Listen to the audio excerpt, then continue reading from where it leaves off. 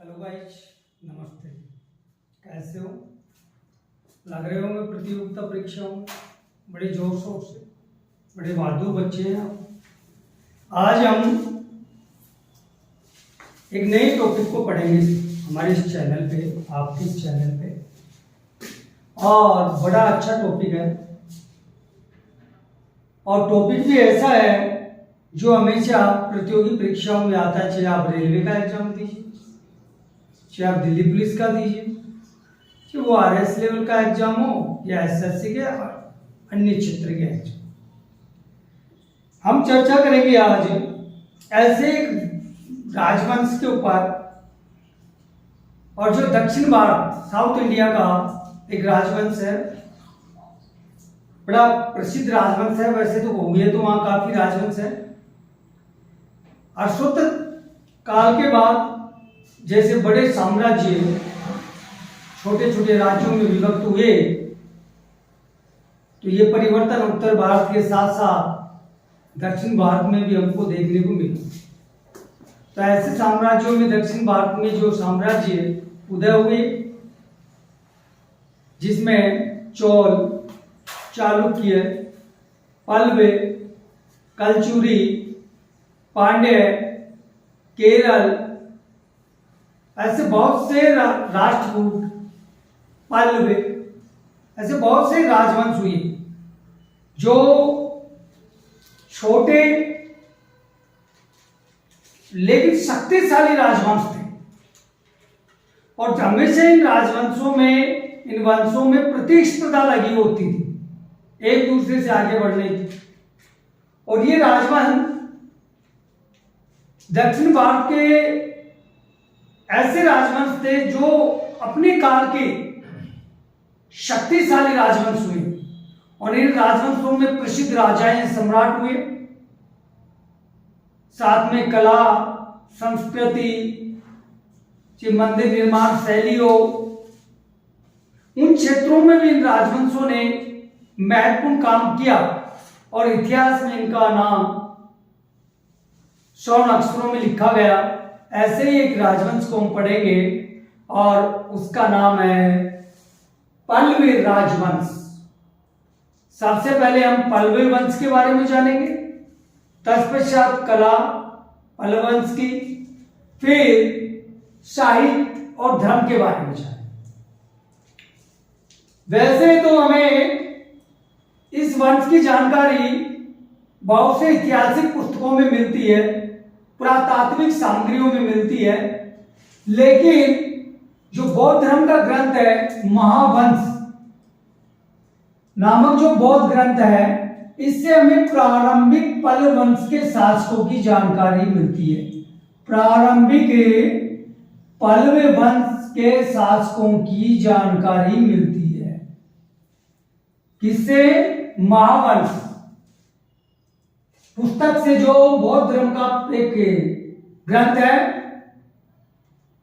और इस वंश से संबंधित दक्षिण भारत में स्थित अनेक मंदिरों में, इसके अलावा मंदिरों में प्राकृत संस्कृत में लिखित अभिलेख, पट्टिकाएं। अब ये पट्टिकाएं होती क्या है? जो मंदिर होते हैं, बावड़ियां होती है, प्राचीन किले होते हैं, उनमें शिलालेख टाइप में एक पट्टी लगी होती है, चट्टान पत्थर की एक समतल छोटी पट्टी का, जो ज्यादा मोटी भी नहीं होती, ज्यादा छोटी भी नहीं होती है और पतली भी नहीं होती।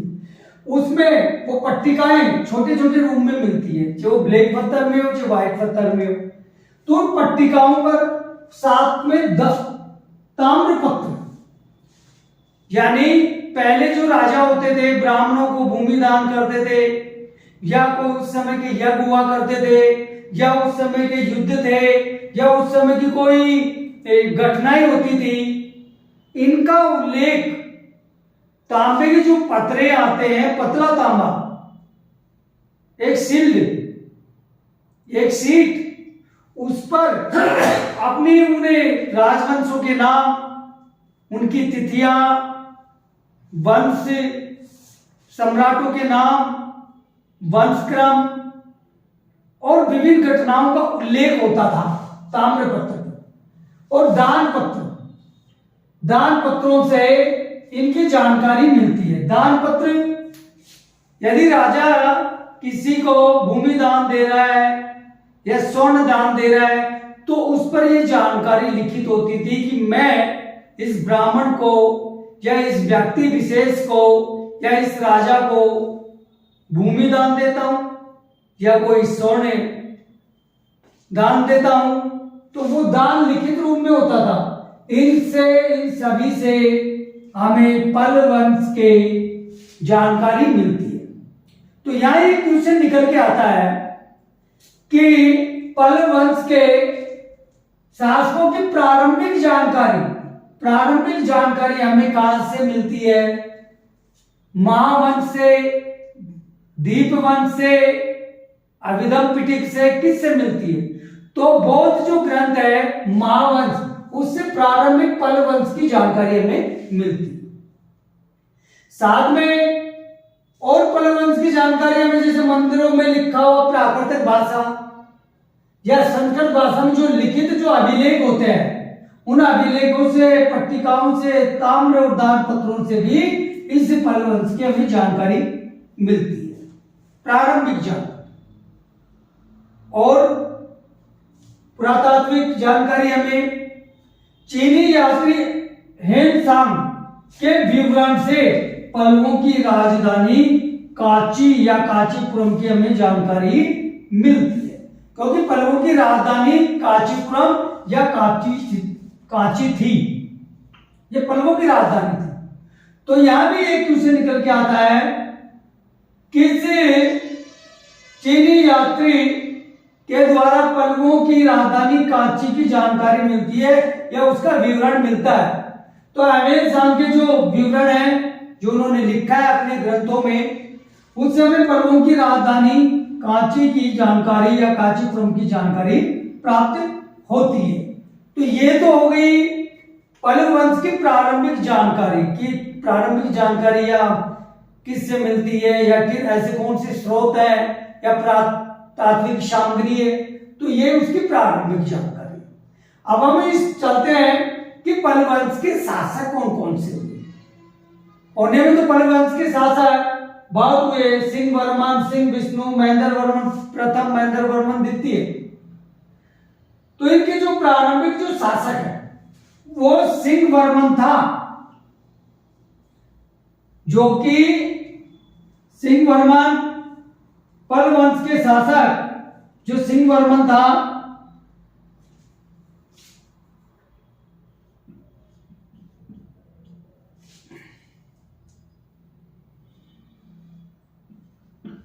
इस सिंह वर्मन था जिसने तीसरी शताब्दी के अंतिम चरण में शासन किया। पल्लवों की जो राजधानी है कांची, उस पर तीसरी शताब्दी में पल वंश का जो प्रथम शासक है सिंह वर्मन, ना कि सिंह विष्णु, सिंह वर्मन, जिसने तीसरी शताब्दी के अंतिम चरण में शासन किया। इसके बाद सिंह विष्णु के बाद पल वंश का जो प्रसिद्ध शासक हुआ, या जिसको हम प्रसिद्ध शासक या प्रारंभिक शासक मान सकते हैं वास्तविक अर्थों में, तो वो था सिंह विष्णु। इसका जो समय काल था वो 575 से 600 ईसा पूर्व था। 575 से 600 ईस्वी पूर्व था, ईसा पूर्व नहीं ईस्वी पूर्व था। पल वंश के महान शासकों में सर्वप्रथम इसका उल्लेख मिलता है। यदि प्राचीन साहित्य स्रोतों में यदि हम जानकारी प्राप्त करें तो पल वंश का जो प्रथम जो शासक है वो सिंह विष्णु को ही माना गया है, ना कि सिंह वर्मन। यह कंफ्यूजन आपका मैं दूर करूं। और पल वंश के महान शासकों में सर्वप्रथम इसका उल्लेख है। किसका उल्लेख है? यहां क्वेश्चन बनता है सिंह वर्मन का, सिंह विष्णु का, महेंद्र वर्मन प्रथम, महेंद्र वर्मन द्वितीय। तो प्रारंभिक महान शासक सिंह विष्णु हुआ, और सिंह विष्णु ही ऐसा प्रथम पल्लव शासक था जिसने चोल शासक को पराजित किया या चोलों को पराजित किया। और फिर चोलों की जो राजधानी है चोल मंडलम, उस पर इसने अधिकार कर लिया। तो यहां भी एक क्वेश्चन निकल के आता है कि पल्लव वंश का वो प्रथम शासक जिसने चोलों को पराजित करके चोलों की राजधानी चोल मंडल पर अधिकार किया, तो वो है आपका सिंह विष्णु। इसके अलावा बहुत से दक्षिण भारत के राज्यों को भी सिंह विष्णु ने हराया, पराजित किया, जिसमें हम मलय, मालव, पांड्य, केरल जो आसपास के राज्य थे, और उनको हराकर इन पर विजय प्राप्त करके ये अवनी सिंह की उपाधि धारण कर लेता है। तो यह क्वेश्चन आता है कि वो पल्लव वंश का शासक जिसने अवनी सिंह की उपाधि धारण की, तो वो कौन है? सिंह विष्णु। और इसका जो साम्राज्य था दक्षिण भारत में कावेरी नदी के आसपास तक था, यहां तक विस्तार था इसका। तो यहां ये हमने सिंह विष्णु के बारे में पढ़ा, और यही प्रथम महान शासक के रूप में माना जाता है। इसके बाद जैसे सिंह विष्णु का समय खत्म हुआ, इनकी मृत्यु हुई, उसके बाद इनके पुत्र महेंद्र वर्मन प्रथम, जिसका काल 600 से 630 ईस्वी में था, महेंद्र वर्मन प्रथम जो सिंह विष्णु का पुत्र था, उसका पुत्र महेंद्र वर्मन प्रथम शासक बना, जो इस वंश का महान शासक था। और इसने महान शासक ने मत विलास, विचित्र विलास और गुणवान उपाधि धारण की। तो यह इंपोर्टेंट क्वेश्चन बनता है, कई बार प्रतियोगी परीक्षाओं में आ जाता है कि मत विलास, विचित्र चित्त और गुणवान उपाधि धारण की महेंद्र वर्मन प्रथम, महेंद्र वर्मन द्वितीय, सिंह विष्णु, सिंह वर्मन। तो इसका राइट ऑप्शन होगा महेंद्र वर्मन प्रथम ने मत विलास, विचित्र विलास और गुणवान उपाधि। महेंद्र वर्मन प्रथम के समय पल्लव एवं चालुक्यों के बीच संघर्ष हुआ। यानी सिंह विष्णु के बाद महेंद्र वर्मन प्रथम था, तो उनकी समय की सबसे जो महत्वपूर्ण घटना है वो पल्लव और चालुक्यों के बीच संघर्ष की घटना है। महेंद्र वर्मन ने अनेक मंदिरों का निर्माण करवाया तथा महेंद्रवाड़ी एवं चित्रमेघ तालाब का निर्माण करवाया, मंदिरों का, और साथ में महेंद्रवाड़ी एवं चित्रमेघ तालाब का निर्माण करवाया। किसने? महेंद्र वर्मन प्रथम ने। यह क्वेश्चन आ सकता है कि महेंद्रवाड़ी एवं चित्रमेघ तालाब का निर्माण करवाया महेंद्र वर्मन प्रथम, महेंद्र वर्मन द्वितीय, सिंह विष्णु, नरसिंह वर्मन प्रथम, नरसिंह वर्मन द्वितीय। तो आपका राइट ऑप्शन होगा कि महेंद्र वर्मन प्रथम ने महेंद्रवाड़ी एवं चित्रमेघ तालाब का निर्माण करवाया तथा मत विलास प्रहसन ग्रंथ की रचना की। मत विलास प्रहसन ग्रंथ की रचना की किसने? यहां भी क्योंकि मत विलास की जो बुक थी वो इससे पूर्व सिंह विष्णु के समय में हुई थी, लेकिन महेंद्र वर्मन ने तो मत विलास प्रहसन, ये वर्ड लगा हुआ होगा मत विलास के प्रहसन। तो मत विलास प्रहसन, प्रहसन का अर्थ होता है एक नाटक रूप में। किस रूप में?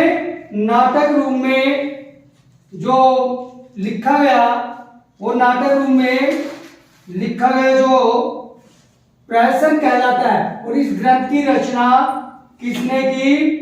इस ग्रंथ की रचना महेंद्र वर्मन प्रथम ने की।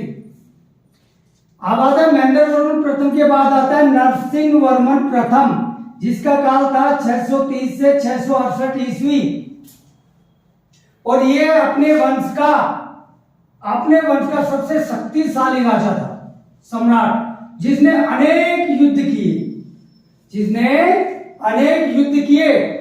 और सबसे महत्वपूर्ण घटना पल्लव चालुक्य संघर्ष, क्योंकि नरसिंह वर्मन प्रथम के समय चालुक्य शासक पुलिकेशन द्वितीय था, जो चालुक्य वंश का सबसे महान शासक कहलाता है। तो ये नरसिंह वर्मन प्रथम के समय चालुक्य वंश का सबसे बड़ा शासक कौन था? पुलिकेशिन द्वितीय, जबकि पल्लव वंश का स्वयं नरसिंह वर्मन प्रथम था। इन दोनों के मध्य युद्ध हुआ और 642 में चालुक्यों की जो राजधानी थी बादामी, जिसको वातापी के नाम से भी जानते हैं, इस पर विजय प्राप्त की। किसने? पल्लव शासक नरसिंह वर्मन प्रथम ने चालुक्यों की राजधानी बादामी या वातापी पर विजय प्राप्त की 642 में। कब? क्वेश्चन आना या निकलता है कि कब विजय प्राप्त की? 642 में। किसने की? पल्लव शासक नरसिंह वर्मन प्रथम ने, जिसमें चालुक्य शासक पुलिकेशिन सेकंड द्वितीय को मारा। और इस उपलक्ष्य में नरसिंह वर्मन प्रथम ने वातापी कोड की उपाधि धारण की। इंपॉर्टेंट क्वेश्चन कंपटीशन की दृष्टि से कि वातापी कोड की उपाधि धारण किसने की? पल्लव शासक नरसिंह वर्मन प्रथम ने, क्योंकि उसने चालुक्य शासक की जो राजधानी वातापी थी इस पर अधिकार कर लिया था नरसिंह वर्मन प्रथम ने, इसलिए वातापी कोड की उपाधि धारण की। साथ में जो पल्लव शासक है इसका वर्णन सिंगल श्रीलंका पर इसने आक्रमण किया। तो यहां भी क्वेश्चन बनता है कि किस पल्लव शासक ने श्रीलंका पर आक्रमण किया? नरसिंह वर्मन प्रथम, नरसिंह वर्मन द्वितीय, महेंद्र वर्मन प्रथम, महेंद्र वर्मन द्वितीय। तो नरसिंह वर्मन प्रथम ने श्रीलंका पर आक्रमण किया, जिसका उल्लेख हमें सिंगली ग्रंथों में नरसिंह वर्मन प्रथम की लंका विजय का वर्णन है। तो यहां नेक्स्ट क्वेश्चन बनता है कि लंका विजय का उल्लेख है सिंह वर्मन प्रथम, पल्लव शासक सिंह वर्मन प्रथम का जो उल्लेख है वो सिंगली ग्रंथों में है और लंका विजय का है। यह एक महान निर्माता भी था, बहुत से मंदिरों का निर्माण करवाया, गुफाओं का निर्माण कराया, गुफाओं का। तो ये एक निर्माता भी था, एक योद्धा ही नहीं, एक निर्माता भी था। इसने महामल्ल की उपाधि धारण की। मल्ल का अर्थ होता है कुश्ती, कुश्ती लड़ने वाला। महामल्ल एक महान कुश्ती लड़ने वाला। तो नरसिंह वर्मन प्रथम महाबल की उपाधि धारण की और इसने चट्टानों को खुदवाकर मंदिरों का निर्माण किया, बड़े बड़े पहाड़ों को काटकर और उनमें अच्छे अच्छे गुहा मंदिरों का निर्माण करवाया। और साथ में महाबलीपुरम का जो प्रसिद्ध मंदिर है, एकास्मक जो रथों का मंदिर कहलाता है, उसका निर्माण भी इसी के काल में हुआ, नरसिंह वर्मन प्रथम के काल में। और साथ में जो चीनी यात्री है अवेनसान, उसने पल्लवों की राजधानी कांची की यात्रा की। तो यहां भी 3 क्वेश्चन आते हैं कि महामल्ल की उपाधि किस पल्लव शासक ने धारण की? नरसिंह वर्मन प्रथम ने। एकास्मक रथ मंदिरों का निर्माण किसके काल में हुआ? नरसिंह वर्मन प्रथम के काल में। एवेनसांग ने कांची की यात्रा की किस पल्लव शासक के काल में? नरसिंह वर्मन के काल में। और ये तीनों क्वेश्चन प्रतियोगी परीक्षाओं में आ चुके और हमेशा यहां से टॉपिक निकल के आते हैं, 2 से 3 क्वेश्चन। आगे नेक्स्ट देखिए, नरसिंह वर्मन प्रथम के बाद पल्लव शासक महेंद्र वर्मन आता है और महेंद्र वर्मन सेकंड आता है नरसिंह वर्मन प्रथम के बाद।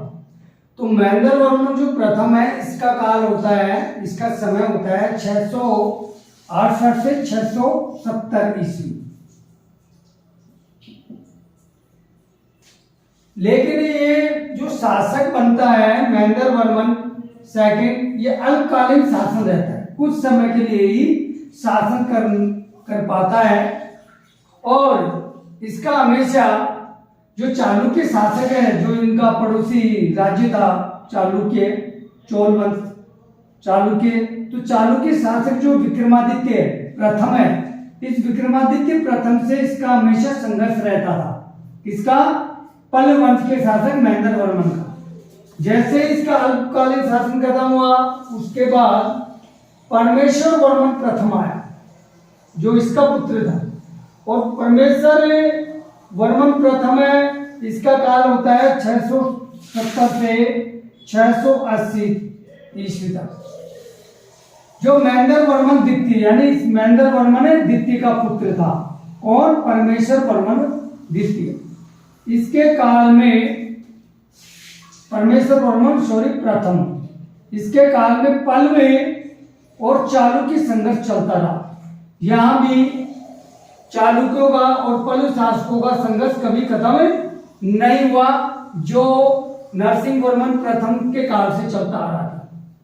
और वैसे ये पल्लव शासक जो परमेश्वर वर्मन प्रथम था, ये विद्या प्रेमी था, विद्या के प्रति बड़ा अनुराग था, संगीत के प्रति, इसलिए इसे विद्या विनित की उपाधि भी धारण की, या इसे विद्या विनित की उपाधि दी गई। इसे महेंद्र वर्मन द्वितीय का जो पुत्र है परमेश्वर वर्मन प्रथम, इसको विद्या विनित की उपाधि दी या इसने धारण की। और ये शैव मतावली था, यानी शैव धर्म को मानने वाला, शिव की पूजा करने वाला था। तो यहां भी एक क्वेश्चन बनता है आपका कि वह पल्लव शासक जिसने विद्या विनित की उपाधि धारण की, तो परमेश्वर वर्मन प्रथम, ना कि परमेश्वर वर्मन द्वितीय। कौन पल्लव शासक? शैव मतावली था। तो कौन है? परमेश्वर वर्मन प्रथम शैव मतावली था, और ये विद्या प्रेमी भी था। आगे चलते हैं। इसके बाद परमेश्वर वर्मन के बाद, प्रथम के बाद उसका पुत्र आता है नरसिंह वर्मन सेकंड। नरसिंह वर्मन सेकंड, इसका काल है 680 से 720 ईस्वी तक, 720 ईस्वी तक। ये इसी परमेश्वर वर्मन प्रथम का पुत्र था। इसी के कारण इसी ने, इसने नरसिंह वर्मन ने, इसी ने कांची का कैलाशनाथ मंदिर बनाया। कांची का कैलाशनाथ मंदिर, एक कैलाश मंदिर है, एक कैलाशनाथ मंदिर है। तो यहां से पूछा जाए कि कैलाशनाथ मंदिर किसने बनाया, किस पल्लव शासक ने बनाया? तो नरसिंह वर्मन सेकंड ने, ना कि नरसिंह वर्मन प्रथम ने। इसने कांची का कैलाशनाथ मंदिर, महाबलीपुरम का शोर मंदिर बनवाया। ये इंपॉर्टेंट क्वेश्चन है, हमेशा कंपटीशन में आपसे पूछे जाते हैं कि कांची का कैलाशनाथ मंदिर किसने बनवाया, या महाबलीपुरम का शोर मंदिर किसने बनवाया? तो नरसिंह वर्मन प्रथम ने बनवाया। इन क्वेश्चनों को दूसरे तरीके से पूछा जा सकता है कि कैलाशनाथ मंदिर स्थित है कांची में, शोर मंदिर स्थित है महाबलीपुरम में, किस वंश ने बनवाया? पल्लव वंश ने। पल्लव वंश के किस शासक ने बनवाया? नरसिंह वर्मन सेकंड ने। आगे देखते हैं, हमें आगे हम पढ़ेंगे पल्लवकालीन कला, साहित्य, धर्म। कला यानी स्थापित कला, स्थापत्य है कला, साहित्य और धर्म के बारे में हम पढ़ रहे हैं। पल्लव शासकों के काल में स्थापत्य कला की उन्नति हुई सबसे ज्यादा। यदि दक्षिण भारत के राजवंशों में सबसे ज्यादा जो उन्नति हुई है स्थापत्य कला की, वो पल्लव शासकों के काल में हुई, जिसमें पल्लव वास्तुकला का विकास हुआ दक्षिण में। और यही पल्लव वास्तुकला, यानी यही स्थापित कला दक्षिणी भारत की द्रविड़ कला शैली का आधार बनी। दक्षिण की द्रविड़ कला शैली का आधार बनी। कौन सी? पल्लव वास्तुकला या पल्लव स्थापित कला ही दक्षिण की द्रविड़ कला शैली का आधार बनी। बड़ा इंपॉर्टेंट क्वेश्चन है आपका, और हमेशा ये कंपटीशन में आता है आपके कि दक्षिण की द्रविड़ कला शैली का आधार बनी चालुक्य शैली, ठीक है, चोल, पांड्य, केरल, कलचुरी, पल्लव, कौन सी कला बनी? तो दक्षिण की द्रविड़ कला शैली का आधार बनी पल्लव शासकों की स्थापित कला। आगे प्रसिद्ध कलाविद पर्सी ब्राह्मण, जो एक विद्वान थे और कलाविद थे, उन्होंने पल्लवी वास्तुकला की जो शैली है ना, इसको कितने भागों में बांटा? 4 भागों में बांटा इस विद्वान ने। उनके नाम है मेहंदर शैली, जो यहाँ के सम्राटों के नाम से ही शैली का नाम हुआ। दूसरा है नरसिंह शैली, तीसरी है राजसिंह शैली और लास्ट चौथी है नंदीवर्मन शैली, जिसमें नरसिंह शैली को तो महामल्ल शैली के नाम से जाना जाता है और नंदीवर्मन शैली को अपराजित शैली के नाम से जाना जाता है। जिसमें सबसे पहले हम पढ़ेंगे मेहंदर शैली के बारे में। ये जो मेहंदर शैली है, ये पाषाण पत्थरों को, बड़े बड़े चट्टान पत्थरों को, पहाड़ों को काटकर वहां मंदिरों का निर्माण किया जाता था पहाड़ों के अंदर, और मंदिरों का निर्माण किया जाता था। और जो मंदिर का जो निर्माण जहां होता था उसको मंडप कहा जाता था। क्या कहा जाता था? मंडप। जहां मंदिर का जो गर्भगृह होता है, और तो गर्भगृह के जो चारों तरफ की जो 4 दीवारी होती है, चारों तरफ का घेरा, वो मंडप के नाम से जाना जाता था। क्योंकि ये मंडप स्तंभों पर खड़ा होता था, चट्टानी पत्थरों के स्तंभों पे खड़ा होता था, तो वो मंडप कहलाता था। इस शैली में, कौन सी? मेहंदर शैली में स्तंभ युक्त बरामदे होते थे। इस शैली की विशेषता कि पाषाणों यानी पत्थरों को काटकर मंदिर का निर्माण होता था, जिसको मंडप कहते थे। और इस शैली में जो स्तंभ होते थे मंदिरों में, वो स्तंभ बरामदे युक्त होते थे, यानी मेहंदर शैली में जो मंदिर होंगे उनके साथ बरामदे भी लगे होते थे मंदिर के साथ ही। यह मेहंदर शैली की विशेषता है। और मुख्य जो द्वार होता था मेहंदर शैली के मंदिरों का, जो मुख्य द्वार होता था, जो बाहरी प्रवेश द्वार होता था, उस प्रवेश द्वार पर जो द्वारपालों की मूर्तियां होती थी, यह इस शैली की विशेषता है। मेहंदर शैली की मूर्तियां होती, और साथ में जो सिंह थे उन सिंहों की मूर्तियां भी होती थी। यह मेहंदर शैली की विशेषता है। नेक्स्ट है सेकंड नंबर की नरसिंह शैली।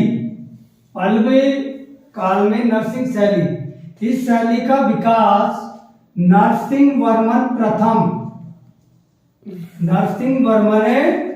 प्रथम के काल में हुआ। और इस शैली की विशेषता है कि इस शैली को महामल्ल शैली के नाम से भी जानते हैं। तो यहाँ आपका क्वेश्चन आता है, बड़ा इंपॉर्टेंट है, एग्जाम में कई बार पूछा भी गया है कि महामल्ल शैली कौन सी शैली को कहते हैं? तो इसका राइट ऑप्शन होगा नरसिंह शैली को महामल्ल शैली कहते हैं। और ये महामल्ल शैली किसके काल में थी? नरसिंह वर्मन प्रथम के काल में। और इस शैली में दूसरी विशेषता, इस शैली में 2 तरह के मंदिर बनाए जाते हैं। 2 प्रकार के मंदिर होते हैं, एक होता है मंडप और एक होता है रथ। अब मंडप में क्या होता है कि मंडप जो शैली है नरसिंह शैली में के अंतर्गत आती है, जिसमें तो मंडप शैली में स्तंभ पतले होते हैं। जो मंदिर होता है, मंदिर में जो बरामदा होता है, तो वहां जो स्तंभ खंबे खड़े होते हैं वो पतले होते हैं तथा लंबे होते हैं, यानी काफी ऊंचाई तक होते हैं।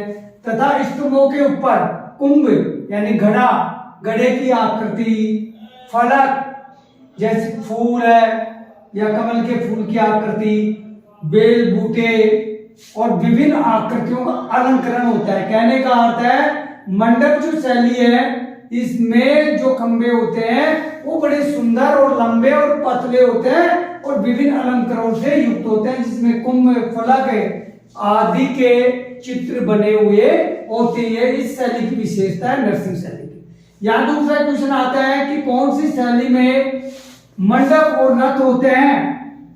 तो यह आपका आंसर होना चाहिए कि मंडप और रथ नरसिंह शैली में होते हैं। तीसरा क्वेश्चन यहां से निकल के आता है कि कौन सी ऐसी शैली है पल्लव काल की जिसमें कुंभ और फलक का अलंकरण होता है? तो वो नरसिंह शैली में ही कुंभ और फलक का अलंकरण होता है। फर्स्ट टाइप का मंदिर। अब दूसरे टाइप का मंदिर, रथ। ये रथ आकृति के मंदिर होते हैं जो बड़ी चट्टानों को काटकर बनाया जाता है। यह विशाल शिलाखंड यानी पत्थरों को काटकर बनाए गए एकाश्मक मंदिरों को, जो एक चट्टान विशेष को काटकर जो बनाया गया जो मंदिर है वो एकाश्मक मंदिर, जो एक ही पत्थर से बनते हैं उनको एकाश्मक मंदिर कहते हैं। और साथ इनको रथ कहते हैं क्योंकि ये रथ की आकृति में होते हैं ये मंदिर। और ये वर्गाकार भी हो सकते हैं और आयताकार भी हो सकते हैं। और साथ ही में सब पेगोडा भी कहा जाता है। रथ आकार के मंदिर जो विशाल शिलाखंडों को काटकर बनाए गए हैं, ये एकाश्मक मंदिरों को हम क्या कहते हैं? रथ। क्योंकि ये रथ की आकृति में होते हैं। इनकी आकृति वर्गाकार या आयताकार होती है। इन्हें सप्त पेगोडा भी कहते हैं। यहाँ भी कई बार क्वेश्चन पूछा जाता है कि सप्त पेगोडा कौन से मंदिरों को कहा जाता है, मंडप या रथ? तो रथ आकृति की जो मंदिर है इनको सप्त पेगोडा कहते हैं। ये वर्गाकार और आयताकार होते हैं। ये नरसिंह शैली की विशेषता है। नेक्स्ट, राजसिंह शैली। इस शैली का विकास पल्लव नरेश नरसिंह वर्मन सेकंड यानी राज सिंह के काल में हुआ। और इस शैली की विशेषता क्या है कि इसके जो मंदिर है वो सुंडाकार आकृति में होते हैं, यानी सूंड की सी आकृति में। और सीकर युक्त मंदिर, यानी सीकर यानी मंदिरों के ऊपर सीकर या ऊपर की तरफ जो चोटियां होती हैं वो सीकर युक्त होती हैं। और साथ में गर्भगृह, जब मूर्तियों की स्थापना होती है वो स्थान गर्भगृह कहलाता है। जब मूर्तियां प्रतिस्थापित की जाती है मंदिरों में, गर्भगृह होता है वो। और चारों तरफ इस मंदिरों के परकोटे होते हैं। परकोटे का अर्थ है चारों तरफ से ये मंदिर चार दीवारी से घिरे हुए होते हैं। जैसे मान लीजिए कांची का बैकुंठ पेरुमल मंदिर, ये राजसिंह शैली का एग्जाम्पल है, उदाहरण है। और ये कई बार क्वेश्चन पूछा गया है कि बैकुंठ पेरुमल जो मंदिर है वो कहाँ स्थित है? तो वो कहाँ स्थित है? वो कांची में स्थित है। और किस शैली से संबंधित है? राजसिंह शैली से संबंधित है। गाइस आपको यहाँ विशेष आपको ध्यान देना होगा, इंपॉर्टेंट क्वेश्चन है। नेक्स्ट इसके बाद आती है नंदी वर्मन शैली। जिसे अपराजित शैली भी कहते हैं क्योंकि इस शैली में छोटे मंदिरों का निर्माण हुआ है। अब यहाँ भी क्वेश्चन आता है अपराजित शैली कौन सी होती है? राजसिंह शैली, नरसिंह शैली, नंदीवर्मन शैली। तो नंदीवर्मन शैली के जो मंदिर होते हैं ना, जो छोटे आकृति में होते हैं, उनको अपराजित शैली भी कहते हैं। और इन मंदिरों की विशेषता है छोटी आकृति में ये मंदिर होते हैं। गाइस ये आपको ये वीडियो अच्छा लगे तो अधिक से अधिक सब्सक्राइब करना, बेल आइकन दबाना और साथ में आपके कमेंट्स भेजना, जिससे हमें आगे की तरफ ये मालूम चले कि आपको कैसे वीडियो चाहिए, कौन से टॉपिक्स पे चाहिए और कौन सी इंपॉर्टेंट सामग्री पर चाहिए। समय समय से हमारा चैनल इंपॉर्टेंट चीजें आपके लिए लेके आ रहा है और लेके आएगा। Thank you. Okay bye.